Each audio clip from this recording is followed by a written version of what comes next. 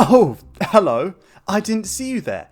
I was just reading a PDF of the classic Doctor Who novel Time Worm Genesis, while also listening to the classic Doctor Who story Zagreus by Big Finish, while also looking at gift sets of my favourite Doctor Who character, Koshé of House Oakdown. Oh wait, what's that? The Master? Oh, oh no, you're one of those new series fans, aren't you? Oh, you probably still call Theta Sigma the Doctor. You don't even know who Faction Paradox are. You probably go outside sometimes. So Doctor Who occupies a pretty unique position among television science fiction franchises, and we need to investigate why that is, how it's relevant to the title of this video, and why it's been that way since about 1963. Well, exactly 1963. Way back then, the British Broadcasting Corporation needed a programme to act as a transition between their children's block of programmes earlier in the day and the more adult programming that started in the evening. This new show needed to be something that you could watch with your kids before you sent them to bed and put on, I don't know, Enoch Powell presents the Cigarette Variety Hour. And so Sidney Newman, head of drama at the BBC, came up with the initial pitch for Doctor Who. It was educational but thrilling, grounded but fantastical, with the best visual effects that 12 quid and a firm handshake could buy. The science fiction series that can be compared the most closest to Doctor Who, I think, is Star Trek. They started airing only 3 years apart, and they've both been mainstays of TV sci-fi ever since, although Doctor Who has been one continuous, sort of, show, and Star Trek has been several different shows in movies and, other media. But I think if we look at where both franchises are today, you'll understand just how strange Doctor Who's vibe in the media landscape is. For Star Trek, after Enterprise was cancelled in 2005, there was a gap of about 17 years with no new Star Trek episodes airing on TV. Gee, I wonder what that's like. And I say this to annoy Doctor Who fans as well, because I only started watching that show in 2005, which means I win and will also never age or die. Cry about it. It is true that during its hiatus, Star Trek got some movies. Doctor Who, meanwhile, got novels where companions get committed to psychiatric hospitals and then murdered by the unit equivalent of Hydra, and whoopsie-doos, the Doctor has ascended to heaven to kill God. But I think that just adds to my point. After the original series, Star Trek fragmented into different kinds of media all running at once, or at least very soon after one another. I mean, from 1993 to 1999, there were always 2 Star Trek shows airing during the same year. Doctor Who got one TV movie in 1996, and it's great. Why do you all hate it so much? It's camp, and I love it. Paul McGann is my dad, you fucking cowards. I'm half human. But now let's go back to the present day, which is apparently 2022, sources may vary. In terms of television shows now, Star Trek has Star Trek Discovery. Your basic Star Trek updated for the 21st century. They explore planets and there's an overarching plotline. I haven't watched it since 2017 because my brain hasn't been able to retain any new information since then, you know how that goes. Star Trek Strange New Worlds. A spin-off to Discovery and I think a prequel to the original series? Kind of? Maybe? Migraines in my skull? Star Trek Lower Treks. Wait, no, that's not right. Star Trek Lower Decks. An animated adult comedy. From my understanding, it's tonally just Rick and Morty in space. Wait, no, hang on, I keep getting... Star Trek Picard, a sequel to Star Trek The Next Generation with all your favourite characters returning, like Jean-Luc Picard and, all of your other favourite characters. The robot, beard, spaceship. And finally we have Star Trek Prodigy, which is sort of a more kid-focused thing and looks like someone made it. It is definitely something a person created. But we're not here to talk about Star Trek, we're here to talk about Doctor Who and all the programmes it's airing right now. So, we've got Doctor Who. We did have spin-offs. We did have spin-offs.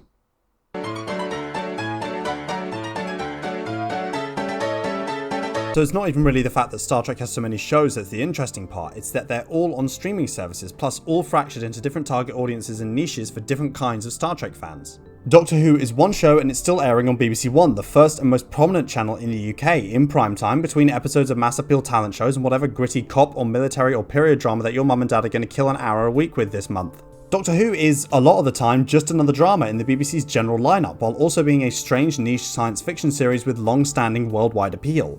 So how do you balance satisfying that kind of hardcore science fiction fanbase while also making sure that everyone who thinks Bargain Hunt has gotten a bit too edgy these days can follow along too? Who should win out in the battle between fandom desire and mass appeal? Who is Doctor Who for?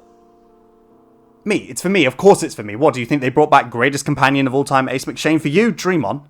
So for the majority of the 1960s, Doctor Who stuck pretty firmly to the broad appeal side of the spectrum, partly because it didn't have much of a canon backlog to weird your nan out with yet.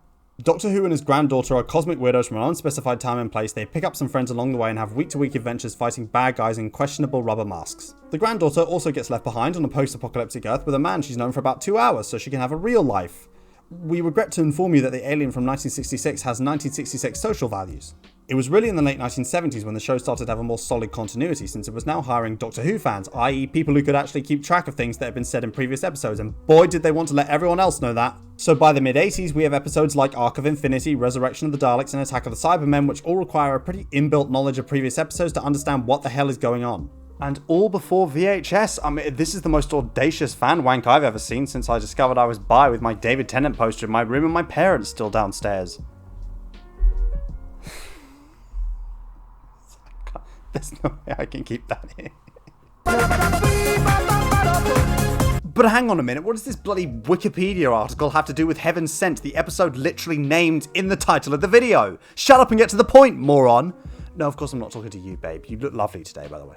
Well, the Capaldi era, despite being my personal favourite, was an era somewhat plagued by declining ratings, and let's be clear here, a lot of that was down to the BBC, okay? Scheduling episodes of what was meant to be a family drama at baffling times. That Mummy on the Orient Express episode went out at 8:30, making it the first Doctor Who episode to run past the watershed at 9 PM. Plus, there was 2016, the year of nothing going wrong whatsoever, where they put out one episode total and then the ratings tanked for the next series and they didn't learn their lesson and did it again in 2019, and oh boy, would you look at that! It's great fun being a Doctor Who fan. I've only tried to drown myself like 8 times today.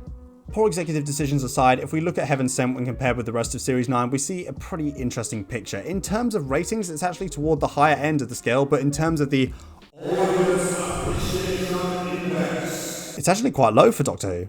For those not in the know, the Audience Appreciation Index is a score in the UK given by a panel of about 20,000 people to programmes on TV. These people give an episode of a programme a score out of 10. These are averaged out, and that episode gets a score out of 100. If you're in America, it's basically like a Nielsen rating. If you're not in America or the UK, don't rub it in.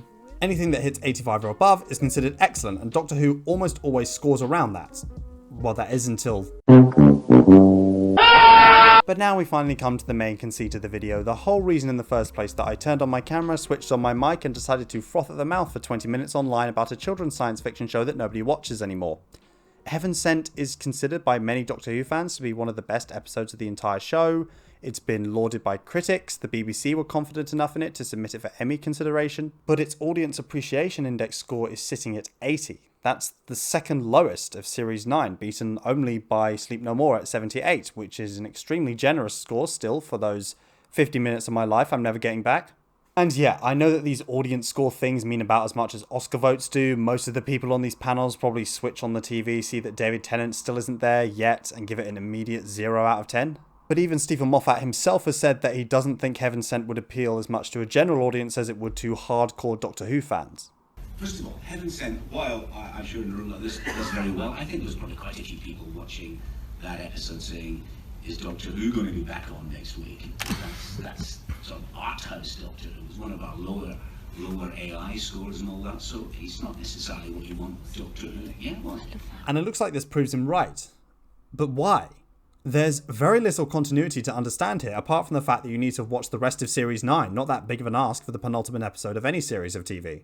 The average Brit would at least know he's a time-travelling alien and probably try to get him deported, Land of Hope and Glory and all that. So it can't be an impenetrable continuity that's turning off a general audience here. We know that can lead to the decline in a general opinion of a show that's arguably happened to Doctor Who before. But what about when the format of the show itself is switched up? So for the majority of the show, there's been a pretty standard main cast setup. The Doctor wanders about the universe with up to 3 companions who they can explain things to, let them into what they're thinking, and how they plan to get out of whatever mess they're in this week. Even in the Tennant specials where he had no current companion, there was someone each episode to slot into that role. Adelaide in The Waters of Mars, Wilfred in The End of Time. The other 2. But there have been a couple of times, as in literally 2 by my count, where that hasn't happened. Or, well, maybe 3, but I think I'd disallow that third one, and I'll tell you why later. Ooh, how mysterious. The first time was in The Deadly Assassin, all the way back in 1976. I'll give a recap here for the people in the middle of the Venn diagram entitled Does Not Have Time to Watch a 46-year-old episode of children's television, and Does Have the Time to Watch a crappy YouTube video about that episode. If that's you, hit the subscribe button. Your brain's already melted. What's a little more? In the story before The Deadly Assassin, Sarah Jane Smith leaves the TARDIS after the Doctor gets a telepathic message from the Time Lords calling back to Gallifrey. It's the classic series, so of course there's absolutely no thematic or emotional build up to this. They're just having a normal Monster of the Week adventure, and then smell you later, one of the most popular companions of all time. So in The Deadly Assassin, which, yeah, presumably they would be, unless they're a lethal scam artist too, the Doctor starts to get a slight inkling that something could possibly be wrong when the Time Lord President is murdered and he gets framed for it. And it is in fact our old friend the Master trying to frame him, looking a bit crispier than usual, and he has the help of another high-ranking Time Lord who wants to be president himself. If the Master can get his hands on the presidential artifacts, the big stick and chain in other words, he can get himself a new cycle of regenerations and blow up Gallifrey in the process. Surprisingly, he ends up succeeding, and it turns out that the universe is much better off without those dickheads in capes and funny hats thinking they run the place. Nah, I'm just kidding, he eats shit into a hole and isn't seen again for another 5 years. So, as I said before, this is the first time ever in this series that we've seen the Doctor without a companion, and he's up against a pretty tangled conspiracy from his own people. He doesn't know who he can trust, and there's pretty long periods where he doesn't talk to anyone, meaning that we don't get any glimpse at all inside his head. It paints the Doctor as a much colder, more calculating figure for the first time, and I think Don Baker plays that side of him really well. He's just so alien in this one. But wouldn't that mean he could potentially alienate the audience? Yeah, I want to beat me up too. It's pretty difficult now to gauge contemporary general audience reaction to this. The famous morality campaigner and career narc Mary Whitehouse complained about the Part 3 cliffhanger, which freeze frames on the Doctor getting drowned in a river, which, to be fair, is a pretty insane thing to show to little Timmy at 6:30 on a Saturday. In terms of the ratings, they were pretty standard overall for that time in the show's life, and the slight rises and falls don't really indicate anything to do with the actual quality. The Audience Appreciation Index was 59 for Part 2 and 61 for Part 4, but that was pretty standard for Classic Who. And I say this as a pretty avid enjoyer of pre-New Who. The second you accept that it's all a bit shit, the sooner you will know true peace. Well, until you create a Twitter account and start interacting with other Doctor Who fans, rookie mistake. Among those fans, this serial actually had a relatively poor reputation for the few years after it aired. Of course, being Doctor Who enjoys, it seems to have been less about the quality of the serial and more the changes to the Time Lords that have been made since the last time we have visited Gallifrey in the War Games, the Second Doctor's last story 7 years earlier. In that story, the Time Lords were these all-powerful, almost omnipotent beings that could control the Doctor's TARDIS from across the universe. But in The Deadly Assassin, they're squabbling bureaucrats sat at the heart of a dying empire in a rapid decline, and all they have left to cling to are their weird, ornate ceremonies and great offices of state that no longer hold any real sway or power. The Deadly Assassin was popular enough to be repeated less than a year later, and these days enjoys a pretty solid reputation, usually ranking towards the top of the Fourth Doctor era, which is pretty impressive for a run that lasted about 4 million years. I personally think it's very good, but then again, I always like it when Doctor Who gets pretty miserable about the state of things and the Doctor goes around being a grumpy prick for the entire runtime. After all, I did write a fanfiction when I was younger about the Doctor being possessed by the devil from the Satan pit and going around killing all his companions. Surely he's joking about that one. You know the thing about a shark, he's got lifeless eyes, black eyes, like a doll's eyes. For the rest of the classic era, that formula was never deviated from again. The Doctor gets a new companion the very next episode who was nearly put in blackface. I am once again not exaggerating, Google at your peril, and for the remaining 12 years of the classic run, every episode was always the Doctor with at least one other companion. When the show was brought back, Russell T Davies stuck to this formula pretty rigidly. That's not a bad thing, giving Doctor Who broad appeal once again was the only reason I got into the show in the first place. Oh, but what about I hear some of the bigger losers in the audience cry, and that includes me? So I know many of you will find this distinction somewhat arbitrary, but I don't consider the Series 4 episode Midnight, an all-time RTD banger by the way, That's why he's the GOAT!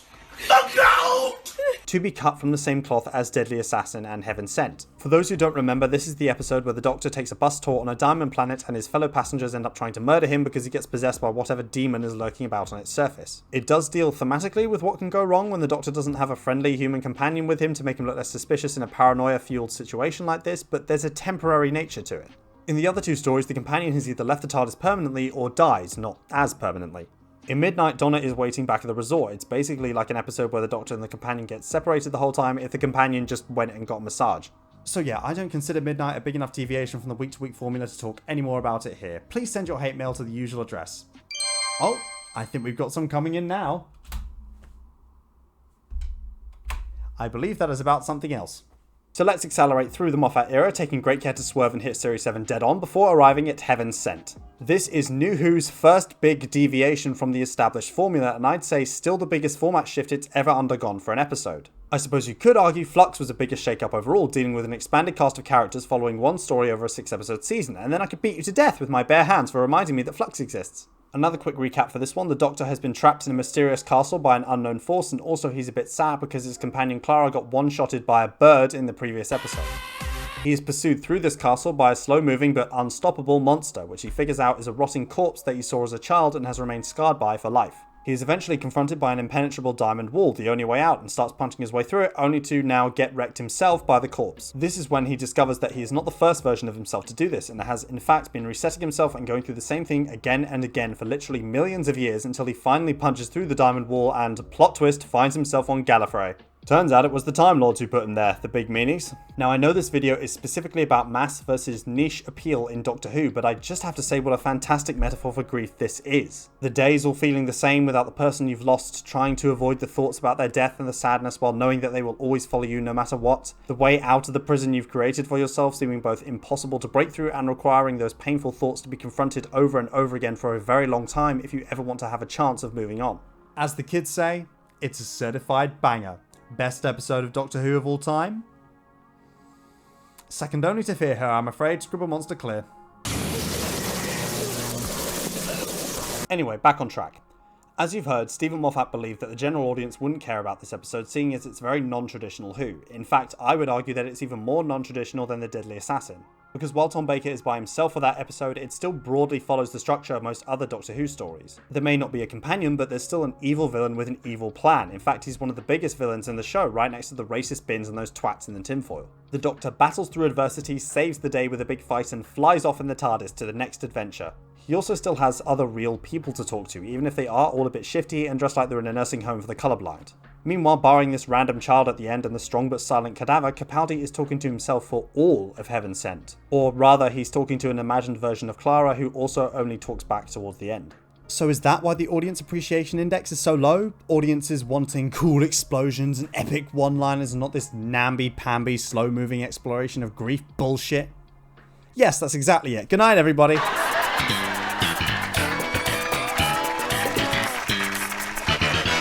Well, hang on, it's not like this sort of stuff hasn't been explored before or since in widely popular sci-fi. The most recent episode of Stranger Things dealt quite a lot with mental health issues surrounding guilt and loss. Even Doctor Who itself had a more recent episode that arguably names and examines mental health issues in a more explicit way than this one does. And its score is 78. My, how the plot thickens. Wait, Timeless Children got rated 2 points higher than Heaven Sent. Are you having a laugh? Well, right there you have the flip side. An episode that's pretty widely reviled by the fanbase, an episode that even critics were pretty mixed on, actually has a reception among the general audience comparable with some of the better Tennant and Smith episodes. Maybe I should finally learn my lesson and accept that these scores don't actually mean anything, except when they align with my opinion of the episode, in which case they are based and me-pilled. I should really delete Twitter. But what does this all tell us in the end? Absolutely nothing useful to wider society, let me spoil you now. But why don't we take one last look at that Steven Moffat video? But people tend to have, particularly those of us who have watched Doctor Who endlessly for as long as we can remember till our eyes bleed, we sort of long for the exceptional episode in the sense that it is an exception, that it is different from the normal run. Almost as long as the show has been going, fans have been arguing that it should lean more heavily one way or the other. That we should either have entire series of cerebral art house adventures where the Doctor meets Camus and pretends not to hear him when he starts expressing his opinions about Algerians, or that every episode should be the Daleks invading places with recognisable landmarks and nowhere else, and a young handsome Doctor says catchphrases every 2 seconds. But personally, I agree with Steven Moffat. That was the sound of 2013 Tumblr user Owen hitting the ceiling. Doctor Who is at its best when it's swinging between weird, more out there concepts and more readily accessible scenarios like a distressed pendulum, baffling the boomers one week and then 7 days later making all the Big Finish listeners roll their eyes and say that the show is being ruined by the normies. That's the whole appeal. It's why it was started in the first place, to be for everyone. I mean, it's a story about normal people from our world, our time, who discover that there's a much more fantastical world right under their feet, and then they get to go and have adventures in that world. And I think in a TV landscape that's becoming more and more divided into shows targeted at very specific demographics, which obviously isn't a bad thing, But it's still nice to have a show like Doctor Who that everyone can come back to. A show that can be enjoyed just week to week by anyone with an hour to kill on a Sunday evening. Or, if you want, can be bigger on the inside. Can't wait for the BBC to forget all that and cancel the whole thing again in 5 years' time. And then, in 2036, we get TV Movie 2! That's right, baby, I win again!